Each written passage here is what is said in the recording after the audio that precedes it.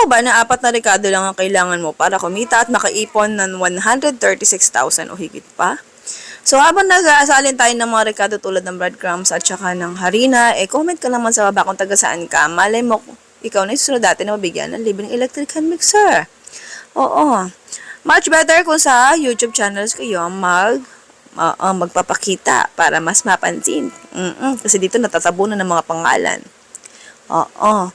So, ayan, tinimplahan lang natin yung itlog. Isang peraso lang ginamit ko dito kasi maraming susobra kung sobrahan mo pa sa higit sa isa. Oo. Pang-coating lang naman yun. Sayang. Oo. Tapos, ito yung pitcho. Lamugin mo lang siya.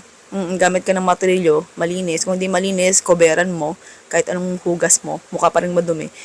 Balutan mo ng plastic, ganun. Tapos, ayun yung palaman natin, ham at saka cheese. Tapos, ayun, balutin mo lang siya, irolyo mo lang siya tulad ng parang lumpia wrapper. Tapos, tusukin mo ng toothpick. Yung toothpick yung ginagamit kong madalas na pang-lock pag gumagawa ko ng gantong recipe. Pero kung gusto mo gumamit ng cling wrap, pwede naman. Kasi iba yun ang ginagamit. Ako, ang madalas na ginagamit ko, kung hindi toothpick, sinulid. Alin dyan sa dalawa. Pero para kasi sa akin, napansin ko, dahil parehas ko na siyang na-try, mas mahirap tanggalin kapag luto na yung sinulid.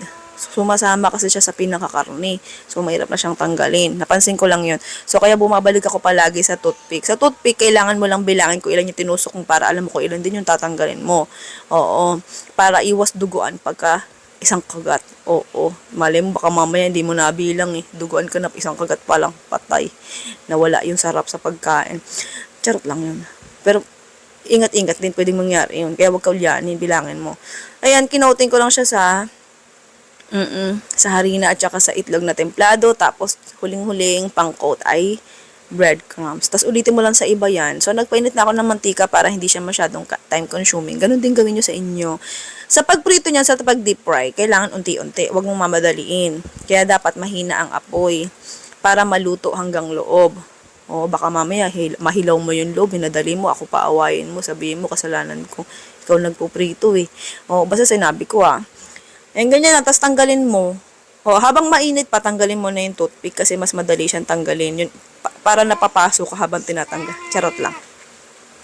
Ayan, sa paghiwa naman sa pag-slice, much better, mas maganda kung yung bread knife ang gagamitin mo. Oo, para di madurog.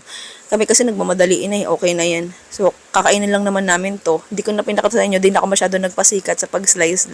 Ikaw nang bahala sa'yo. Pwede mo rin kasi ibenta yan ng isang buo. So, yung costing ko pala dito, isang per whole, yung costing. Benta mo ng isang buo, hayaan mo na yung bibili siyang maghiwa. Oo. Pero kung gusto mong hiwain, ikaw bahala. So, yung costing at saka lista na recipe na sa YouTube channel natin. Bisitahin nyo na lang. Sige na, goodbye, good luck. Love you.